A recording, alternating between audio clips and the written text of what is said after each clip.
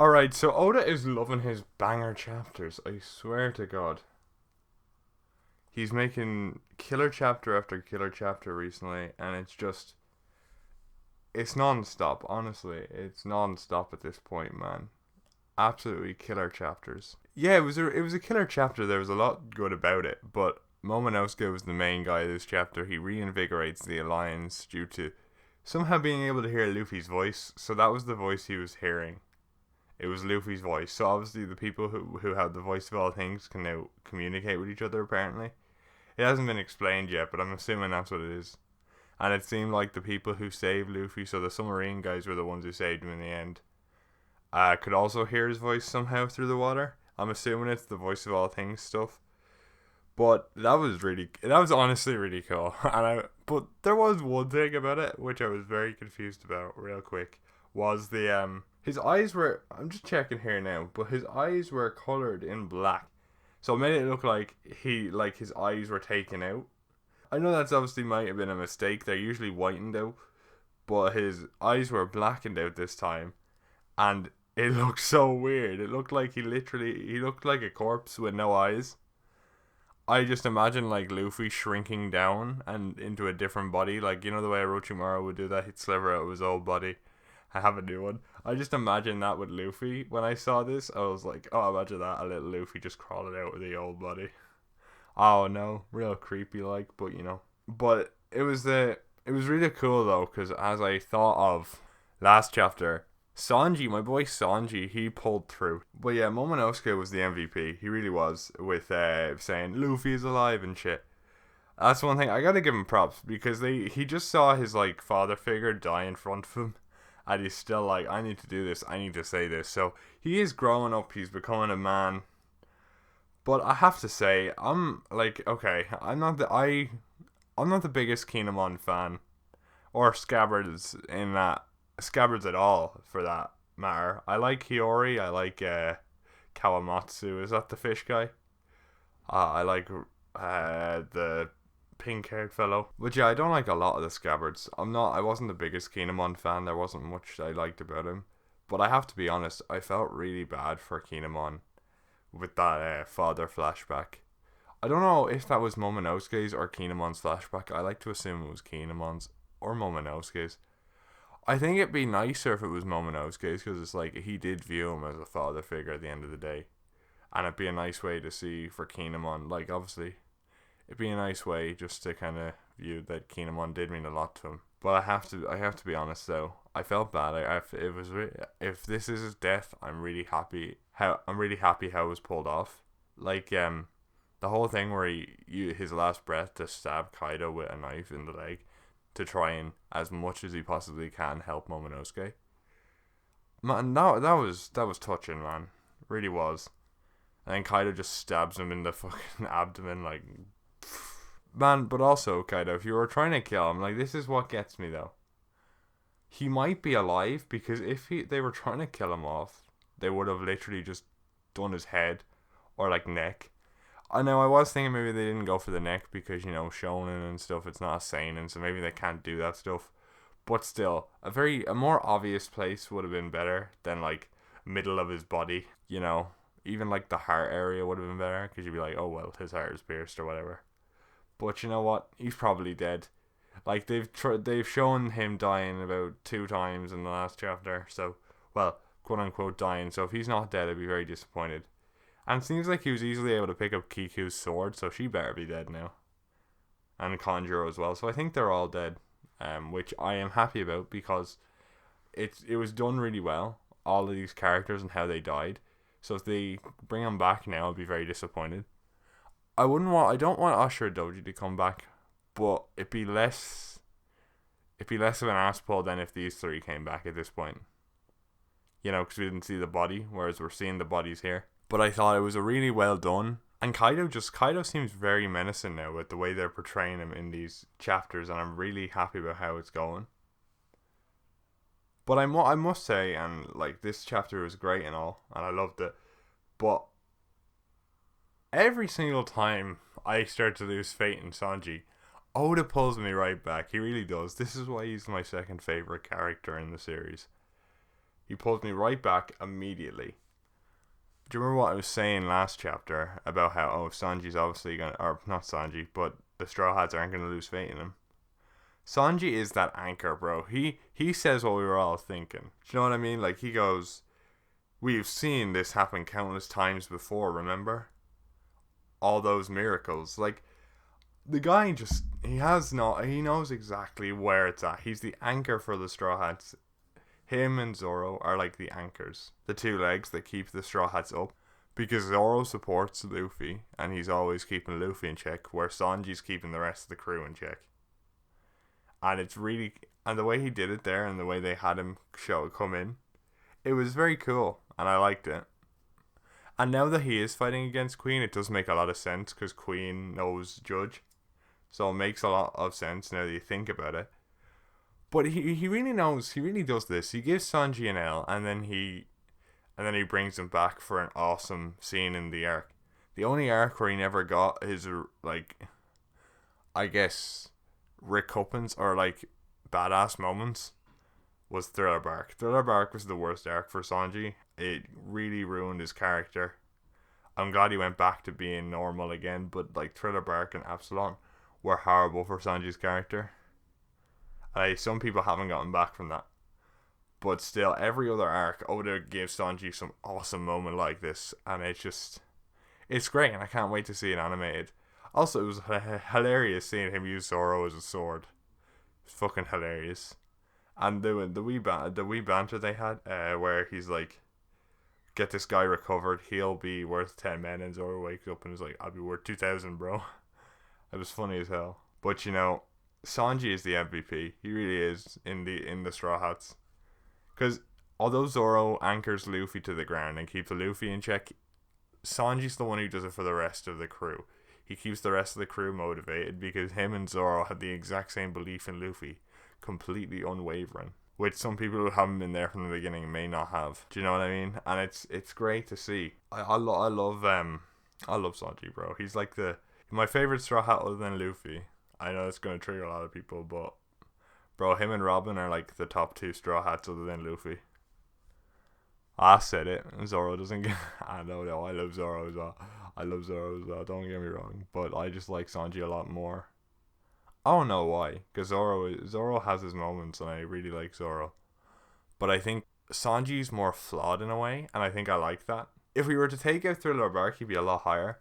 Like, if Thriller Bark didn't happen, it'd be a battle between him and Luffy, and it'd be a lot closer. But because Thriller Bark happened, I don't know how I feel in terms of putting Sanji above Luffy. There's a lot to go in there, but that's besides the point. That's not about this chapter. But as I said, Luffy was saved by the submarine, which was really cool, by the way. The way people can now hear his voice, and that's weird underwater, but yeah, he's not going to evaporate the water or turn into rubber or anything like that. But I wonder how he's going to beat Kaido now, because obviously each time he gets knocked out by Kaido, he realizes something. So what is the realization this time, I wonder? That is the question. But honestly, Oda has done something really well, where I'm loving this, right? It's great. It's peak One Piece. It really is. Like, this arc is peak One Piece. But I'm at the same time really wanting to see what happens on Onigashima, but also wanting the act to end so I can see what happened at Reverie. I want to see what happened to Sabo, and more importantly, Vivi and Kobe. I want to see if Kobe bet Boa Hancock. That'd be class. Or if, like, man, I want to see if what happened to Vivi, bro. I really do. I've heard a lot about Vivi, a lot of Vivi theories recently, and I'm so hyped for what might happen with Vivi. I'm actually really excited. But I just want the act to end to see it now. But I don't know if it will. I'm actually thinking right now we might not get an Act 4 and 5. We might just have an Act 3. Because there's so many points where you could have ended it. I don't think he's going to end it now. Unless something else major happens. But I am really excited for this chapter, to be honest. Although, can I say one thing though, right? Because Kaido, once he kills Kinemon, he goes for Momonosuke. So is Momonosuke in the sea now? Like, what's going on there? Because, yeah, here it goes. Because Shinobu goes, Juku no Jutsu. And then you see a panel of the ground crumbling away. So are they in the sea now, or do they land on Wano? Like, what the fuck's going on there? But it's crazy shit, man. This chapter was mental. A lot of great stuff. Momonosuke's been an MVP. Sanji was being an MVP. Everyone just pulling out the stops for this chapter. It was great. And then best of all, the last panel of the chapter. And I wasn't expecting it to happen this way. I did say she would go back for Kaido, but I must say it was a mad way to do it, where she was up on a platform and she shouted down to Kaido, which was really awesome for Yamato before they fight. So we're obviously gonna get that Yamato Kaido fight now, and that's really cool. I'm really hyped for that now. I love the way it's like, "Don't you mean Father Yamato?" which was really slick, really cool, man. I'm really liking Kaido a lot more as a villain as this arc goes on, and Yamato as well. And they're about to start the raid in the anime, so let's see Yamato's introduction. I'm really excited for that and what they might add to the raid. Maybe we'll see more of the fights that we don't get to see in the manga for time reasons. So hopefully, but it's a crazy chapter. Like, there's so much now. There's more in questions about the voice of all things and what this is all about. Like, I don't know, but it was someone pointed this out to me when I was talking to them about the chapter. It was a bit weird that he didn't recognize Luffy's voice. So although we weren't told it was Luffy, was there someone else as well? Like, surely it was just Luffy, right? Surely it was. You see, part of me wanted to be Vivi as well. I just wanted Vivi to be back with the Straw Hats, or to find out what happened with Vivi, bro. I man, please. Oh man, or Sabo. Oh, there's so much about this story I just want to see happen now, because there's so, like, each chapter since chapter 1000 has been a 10 out of 10 chapter. It's been a killer chapter every single time. Oda's been knocking it out of the park. He really has. And even before that, with the Ace flashbacks, like, he's been knocking it out of the park with these chapters. I do not know what to think at this point. Like, how are they gonna? Oh yeah, and I completely forgot about everything else about the. So Zeus is now climate attacked instead of a cloud, which I never thought of that, which is really cool. But now she can't get rid of him, so she's got to stuck with him now, which is. Nami, you kind of fucked up there. You're stuck with Zeus now because he's your climate attacked now. He's literally your climate attacked. So I don't know what the fuck she is. Oh, well, that's gonna be interesting. So she still got her power up. But that probably means that Ulti's still going, because we need someone for her to fight against with her new power up. Kid and Law against Big Mom, like I thought, so that's cool. And I love the bit of faith that Law shows in Luffy, where he's like, I've been collaborating with him for a while now, so I know never to say never. Never say never. Which, I like that. I like that faith he has in Luffy because of all the experience he's been through with him, even though they're not, like, crewmates, which I really enjoy. There's so much about this chapter, the small things about it, that I really like, and there's so much now. We have to wait another week for a new chapter. Like, oh, I hate it, but I love it. Like, it makes me look forward to a Friday. You know what I mean? So I love it, but I also hate it because I want to know what happens. People are saying they want Wano to end. I don't know if I do, because if he has more story to tell through Wano, and I'm really liking Kaido, I just want more and more of it. And I've begun to worry recently about this, right? So Momo is probably going to be an ancient weapon, yeah. And that worries me, because that probably means he's going to be a crew member. And then let's say we have one more crew member. If we have Momo, we're probably going to get Tama, so it can replicate the cabin boys from the Roger crew. Which then would probably mean we don't get Yamato. Which is scaring me a little bit, boys. I am a bit scared about that. I wanted Yamato on the crew, so that's not good. That's not good. But we'll see. Again, and then Vivi. I don't know why I keep going back to Vivi. I was thinking about a lot of Vivi theories recently that I've seen, and I'm just, man, I want to see what's happening in the Reverie, but I also want to keep going here. So Oda has really done a very good job of making me want to see everything to do with this story right now. Even though we're in the midst of Onigashima, I'm split down the middle about what I care about, which is fantastic. Very well done for Oda in that respect. I am very happy about that, to be honest. Man, Kaido versus Yamato is going to be awesome. Just imagine she jumps down from where she is and he tries to do a like downward thunder Pokra and he can't. He like stops her. But does she have advanced conquerors? That's the question. That is the big question. Does she have advanced conquerors? She would have to fight against Kaido, right? 'Cause she's talking very confidently, so I assume she would have to. You know what I mean? I assume so. There's so much in this chapter right now. Like, so does Kid and Law will have to, or Kid at least will have to awaken advanced conquerors this fight to fight against Big Mom as stated before. But like, oh, there's so much. There's so much. I like the final fights are being set up now. I honestly don't think the raid is gonna fail at all. I think it's definitely not. We're definitely seeing a 3x structure at this point.